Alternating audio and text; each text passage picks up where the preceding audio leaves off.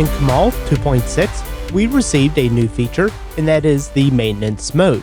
So we have a fully qualified domain name, and I've put the application in maintenance mode. And the cool thing is that it's not limited to just this page. We can give it any kind of error page or a maintenance page that we want. And if we want to keep the default page, we are able to update this bottom message. So I'll refresh the page, and you'll see that I changed it to "We're undergoing some maintenance." And we're also able to use custom pages.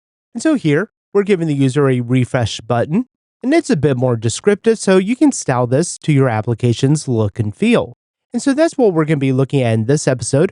We're going to set up a new Rails application with Kamal, deploy it to a server with a fully qualified domain name, and then we'll look at putting our application in maintenance mode, and then also putting it back into our application live mode. And did you know that you can go to railsstore.com to get your own Ruby on Rails t-shirt or your Drift in Ruby t-shirt? To watch this full episode and more videos, visit driftinruby.com and subscribe to the Pro membership.